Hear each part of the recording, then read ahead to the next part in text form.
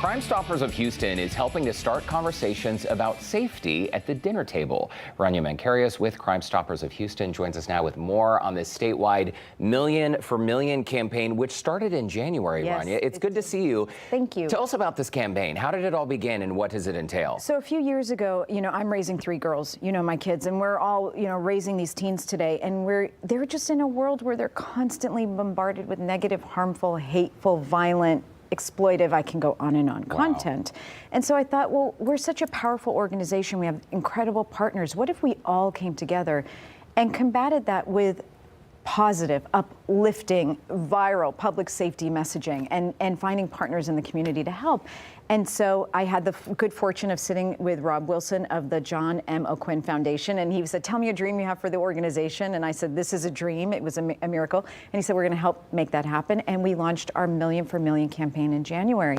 And it's been unbelievable. And why the name? Because Million for Million, you were trying to reach 1 million students statewide. Yes. It turns out you've really exceeded that goal. Yes. So when I started to put this idea together, this dream, I thought, how could we do it and what would it cost the organization? We're a nonprofit. We have to consider that. And it would cost us $1 per child. So I had to raise $1 million to launch this campaign.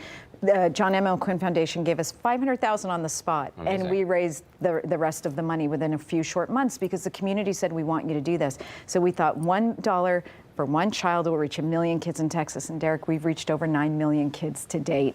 And we are thrilled. They want this information. They are consuming, you and I both know, they are constantly consuming funny content, but also really harmful content. And we want to be an organization that's an engine that can provide positive public safety messaging that has virality to it. That was important to us. And when it comes to public safety messaging, Rania, the world today is very different than when I was in school. Yeah. It used to be you would go out into the world and what you dealt with on the playground, in school. I mean, kids are dealing with so much from in-person bullying now to, as you mentioned, all of this online information. They're being bombarded with it every single day. Yes. Why is the dinner table an important place for families to have these conversations? We wanted the conversation to be everywhere, not just like in the car in those 2 minutes or at home in like a scolding, make sure you're not doing it, or make sure you're not looking at that. No, we want this to be positive, uplifting. We wanted to integrate every aspect of your time with your children. And we thought,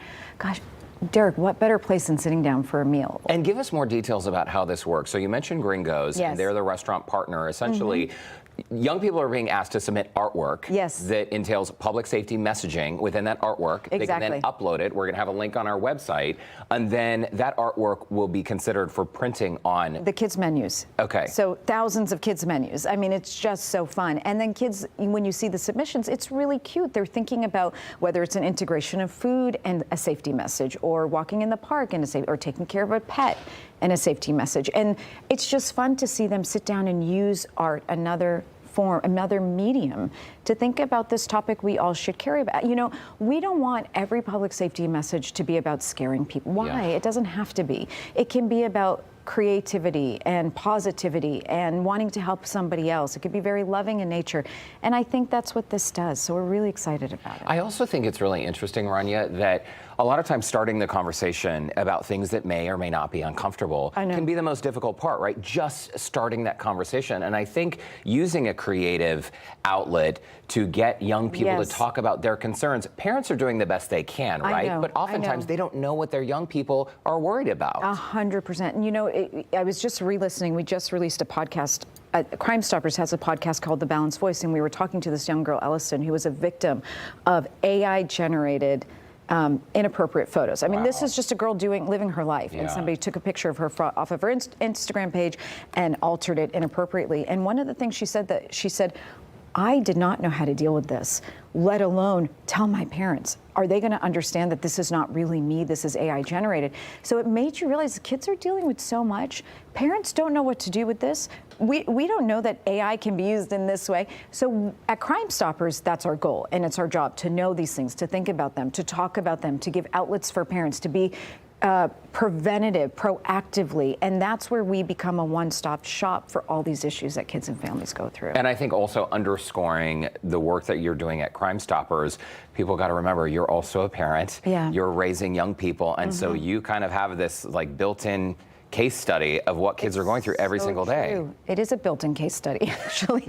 And you know what? We're thankful for the guidance of these young kids, and not only my children, but there's a lot of moms that work at the organization. But not only that, we spend so much of our time in schools. We are boots on the ground. We have an entire institute, our Safe School Institute, that every day they are with students.